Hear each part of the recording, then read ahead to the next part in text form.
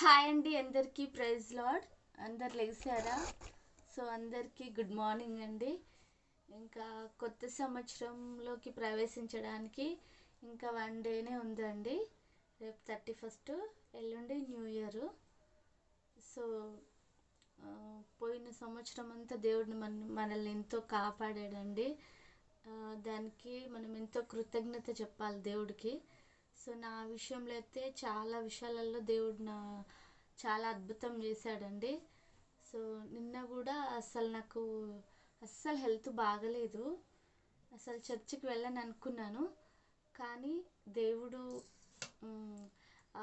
ఎంత అనారోగ్యంగా ఉన్నా చర్చికి వెళ్ళే సమయంలో యాక్టివ్ అయిపోతానండి. ఎందుకంటే నేను ఆయన బిడ్డని కాబట్టి. సో నాకు ఏది వచ్చినా దేవుడు తీసేస్తాడు. సో దేవుడు చాలా అద్భుతాలండి. నిన్న కూడా అస్సలు నాకు ఓపిక లేదు, చర్చికి వెళ్తాను అసలు అనుకున్నాను. సో దేవుడైతే నన్ను స్వస్థపరిచాడు. అది చిన్నదే అండి, ఇంకా చాలా చాలా ఉన్నాయి. సో చెప్తాను, తర్వాత చెప్తానండి. సో చాలా మేలు చేశాడు దేవుడైతే నా పట్ల.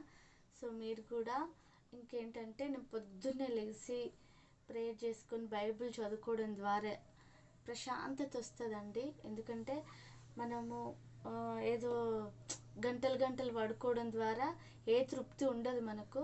పొద్దున్నే లేచి బైబిల్ చదువుకొని ప్రేయర్ చేసుకున్న తర్వాత మనం ఏ పని స్టార్ట్ చేసినా సంతోషంగా ఉంటుందండి. ఓకే ఫ్రెండ్స్, నేనైతే బైబిల్ చదువుకున్నాను, ప్రేయర్ చేసుకున్నాను, మనసులో హృదయంలో సంతోషం ఉంది. సో ఇంకా టీ కూడా పెట్టానండి, లేచి టీ కూడా పెట్టేశాను.